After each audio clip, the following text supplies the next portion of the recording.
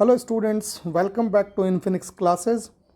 चलिए हम लोग कंटिन्यू करते हैं अपने क्वेश्चंस को सॉल्व करना, है ना। मैथ्स के क्वेश्चंस हैं, हम उनको सॉल्व करते रहेंगे, ठीक है। चलो पहला क्वेश्चन देखते हैं। 10 years ago the ratio of ages of Ramesh and Rajeev was 1:3, ठीक है। And 5 years hence this ratio will become 2:3। कह रहा है कि 10 साल पहले उनकी एज की रेशियो थी 1:3 और 5 साल के बाद हो जाएगी 2:3। तो आपको प्रेजेंट एज की रेशियो बताना है। तो ठीक है बेटा, क्या करेंगे, लेट प्रेजेंट एज ऑफ क्या, रमेश मान लो x, रमेश भी x ईयर्स एंड राजीव की एज मान लो y ईयर्स। अब आते हैं अकॉर्डिंग टू क्वेश्चन, ठीक है। क्वेश्चन के अनुसार क्या है बेटा, 10 साल पहले यानी x minus 10 upon y minus 10 is what 1/3। इसको सॉल्व करेंगे क्रॉस मल्टीप्लाई से तो कुछ ऐसा इक्वेशन बनेगा, है ना।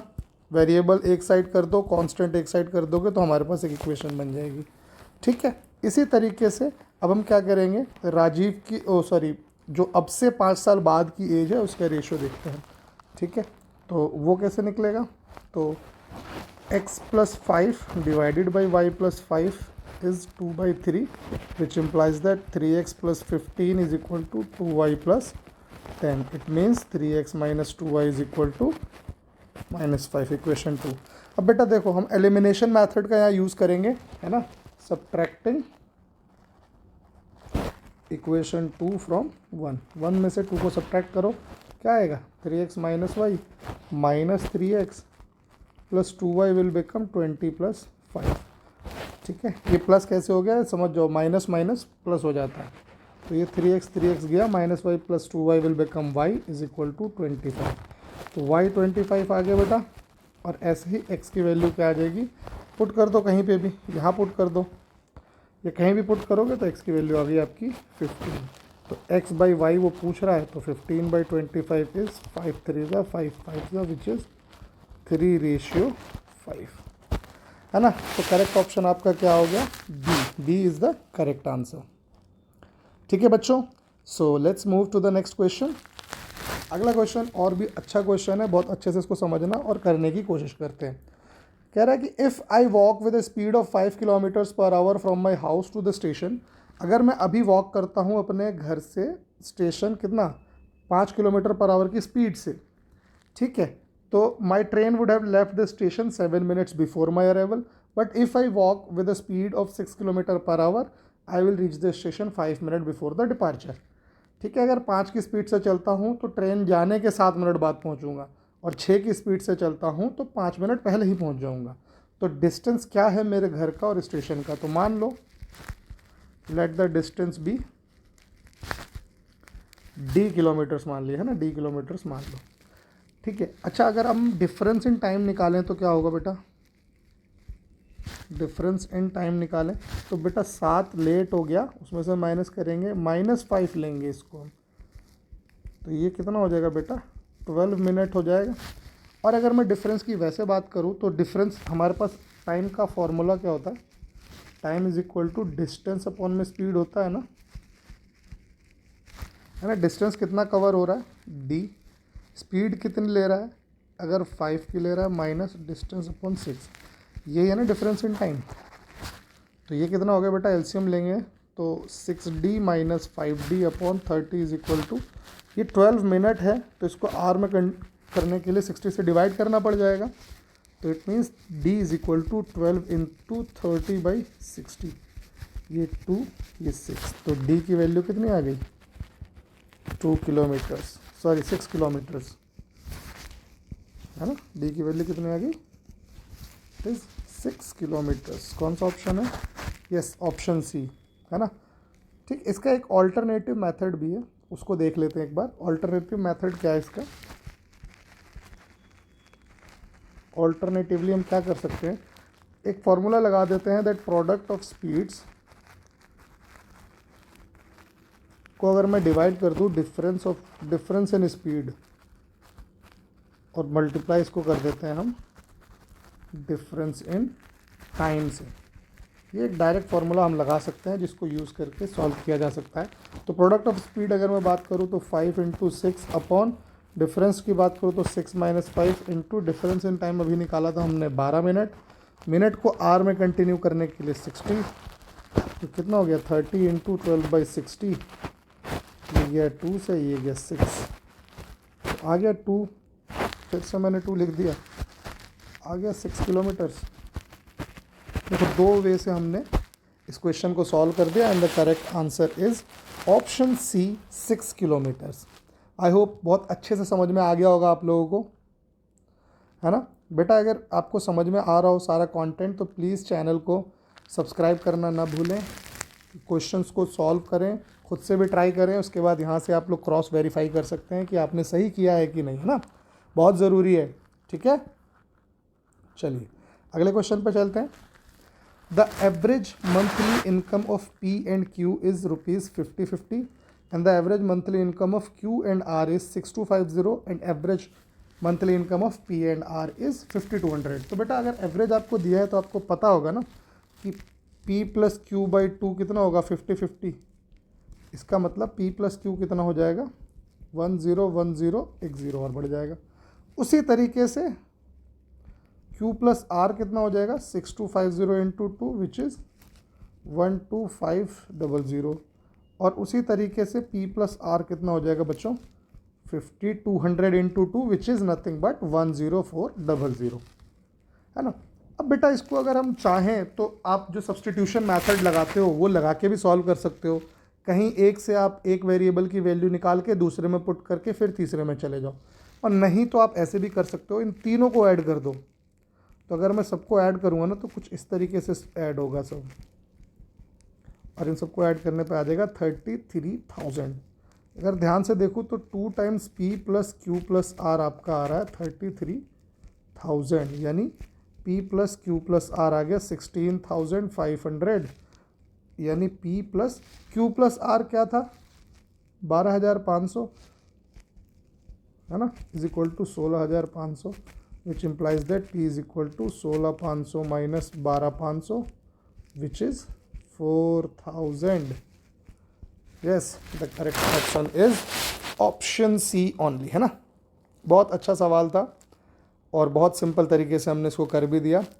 Okay, please don't forget to like the video, comment your doubts, है ना, और भी कोई क्वेश्चन में अगर आप लोगों को डाउट लगता है आप कमेंट बॉक्स में ज़रूर लिखें, हम कोशिश करेंगे उन क्वेश्चंस को सॉल्व करके अपलोड करते रहें टाइम टू टाइम, है ना। चलिए अगला क्वेश्चन देखते हैं। If 30% of P is added to 40% of Q it becomes 80% of Q।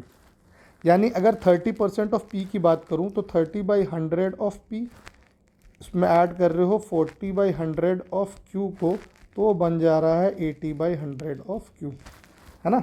आपसे पूछा जा रहा है कि what is the percentage of Q with respect to P। तो ज़रा इसको सॉल्व करके देखते हैं। 30/100 P इज इक्वल टू कितना हो जाएगा, ये उधर जाके हो जाएगा 40/100 Q। इसका मतलब Q/P कितना हो जाएगा 30/40, है ना। अब इसको परसेंटेज में चेंज करना है आपको तो 100 से मल्टीप्लाई भी करना पड़ेगा, 30/40 इंटू 100, ठीक है। एक 0 से एक 0 गया, 425 विच इज़ इक्वल टू 75%, है ना। 75% इज़ द करेक्ट आंसर, ठीक है। यानी percentage of Q with respect to P is 75%। चलिए अगले क्वेश्चन पे चलते हैं हम लोग। बेटा बिल्कुल एक्टिव रहना है, अच्छे से समझना है, ठीक है। कहीं भी कोई डाउट लगेगा आप लोग बिल्कुल बेझिझक होके कमेंट में पूछ सकते हैं, हम उसका तुरंत से तुरंत जवाब देने की कोशिश करेंगे, ठीक है। ओके, नाउ अगला question. A sum of money is to be distributed among A, B, C, D in the proportion of 5:2:4:3. If C gets 1,000 more than D, what is B share? देखो बेटा जब भी रेशियो में question आए ना तो आप समझ लो कि A का शेयर है 5x, B का शेयर है 2x, C का शेयर है 4x एंड D का शेयर है 3x। वो कह रहा है कि C को जो है ना, यानी 4x को जो है वो D से 1000 ज़्यादा मिला, यानी 3x + 1000 मिला। तो इसको सॉल्व करने पे क्या आ रहा है 4x - 3x is equal to 1000, यानी x की वैल्यू आ गई आपकी 1000। उसने पूछा क्या है b का शेयर, b का शेयर कितना था 2x, तो b का शेयर कितना हो जाएगा 2 × 1000 विच इज़ 2000 रुपीज़ है हमारे पास। Yes, option C is the correct answer. चलिए जी, बहुत बढ़िया। ऐसे ही एक्टिव रहना है आप लोगों को और क्वेश्चंस को अच्छे से सीखते जाना है। चलिए अगला क्वेश्चन देखते हैं हम लोग। Next question is 6th question. A shopkeeper gives a discount of 5% on selling price of watch. If he gives a discount of 6%, he will earn a profit which is rupees 15 less than the before. Accordingly, what is the marked selling price of that watch? तो बेटा इसके लिए बहुत बहुत बहुत एक simple trick है जो मैं आपको बता देता हूँ। तो बेटा समझो, यहाँ पे अगर मैं देखता हूँ तो डिफरेंस जो हो रहा है प्रॉफिट और जो डिस्काउंट के बीच का जो डिफरेंस है वो कितना आ रहा है आपका, है ना। डिस्काउंट और प्रॉफिट का जो डिफरेंस आ रहा है आपको वो आ रहा है 6% minus 5% of the marked price x मान लिया उसको, इज इक्वल टू कितना आ रहा है 15 रुपीज़ आ रहा है ना। यानी अगर मैं एक्स की वैल्यू निकालूं तो 15/1 और परसेंटेज को नॉर्मल में कन्वर्ट करना है तो 100, तो x will be equal to 1500। So B is the correct answer. देखा कितना सिंपल है। जब भी इस तरह का क्वेश्चन आए आप सीधा उसमें देखो, अगर डिफरेंस दे रहा है किसी चीज़ का तो उस डिफरेंस को निकालो, of x will be equal to the differentiated amount. Okay, again another question in the form of a ratio. चलिए देखते हैं क्या होगा। 3 numbers are in the ratio 3:4:5। तो क्या हो जाएंगे बेटा, the total largest and smallest number is equal to the other number plus 52। तो स्मॉलेस्ट कितना हो गया 3x, लार्जेस्ट कितना हो गया 5x। इन दोनों का सम जो है यानी 3x प्लस 5x जो हो रहा है वो 4x प्लस 52 हो जा रहा है।